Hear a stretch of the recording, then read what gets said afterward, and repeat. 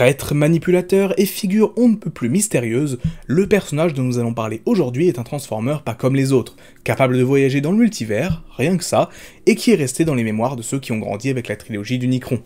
Aujourd'hui, on parle de Sideways. Sideways est un personnage créé au début des années 2000 pour Transformers Armada, qui introduisait beaucoup de nouveaux personnages, Demolishor et Hotshot en sont de bons exemples. Et pourtant, tout comme ce dernier, si c'est son apparition dans Armada qui a marqué ses véritables débuts en tant que personnage reconnaissable, si on peut dire, eh bien son nom avait déjà été utilisé auparavant dans l'univers de Transformers Robots in Disguise en 2001. Dans un premier temps apparu uniquement en tant que figurine dans la gamme de cette série, on en apprend un petit peu plus par la suite. Il s'agit donc d'un Autobot assez mystérieux, en disant peu sur son passé, et qui malgré son approche discrète dans les combats, espère en finir en plus vite avec les Decepticons pour retourner sur Cybertron. Il se transforme en moto et a même servi la garde d'élite Autobot, preuve d'une certaine efficacité. Mais les véritables débuts de Sideways en tant que personnage furent dans Transformers Armada, où il va jouer un rôle central dans l'histoire. Arrivé sur Terre au début de la série, il se présente comme un Autobot et rejoint ces derniers avant de les trahir pour se ranger aux côtés de Megatron. À ce stade, on pouvait simplement s'imaginer qu'il s'agissait d'un traître Decepticon, comme il en existe tant d'autres dans la licence. Mais les motivations de Sideways vont au-delà de la simple guerre entre les deux factions.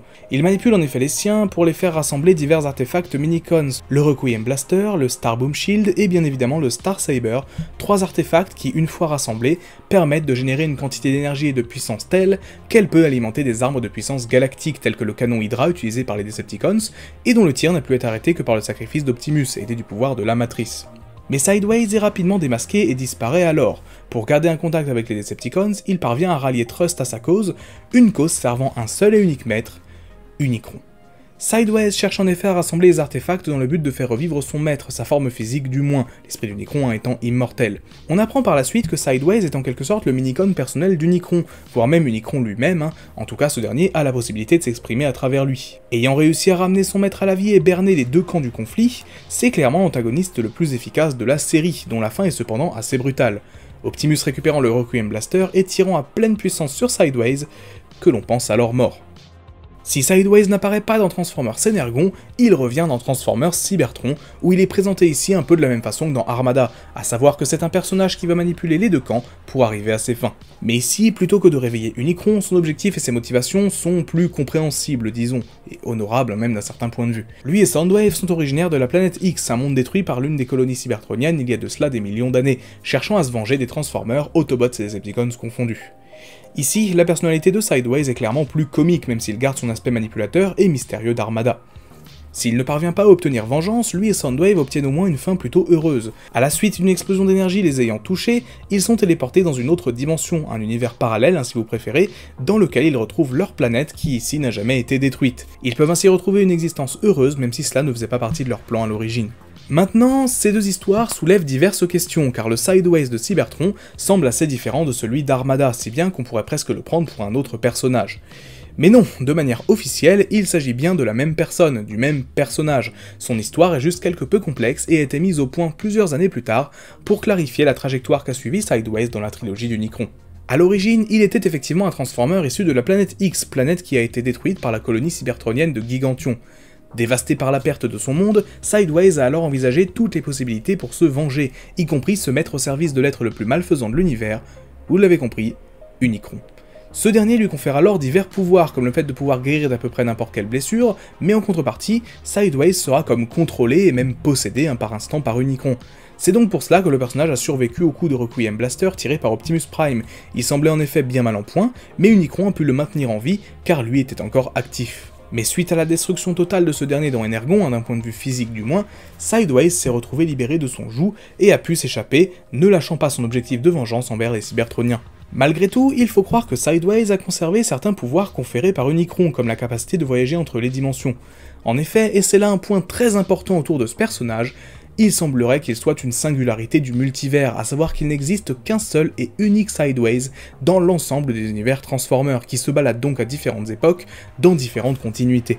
C'est donc pour cela qu'on le retrouve dans Robots in Disguise, avec un look déjà très semblable à Armada, de même dans Robot Master, un univers exclusif au Japon, dans lequel il interagit avec divers Transformers classiques, ou encore dans Transformers Animated, où il se balade un peu à droite à gauche, et parle apparemment d'une destination où il souhaite se rendre ensuite, Shanghai. Et oui, on parle bien du Sideways du début de Revenge of the Fallen, un Decepticon se transformant en ODR-8 et qui essaye d'échapper aux Autobots et aux Nest.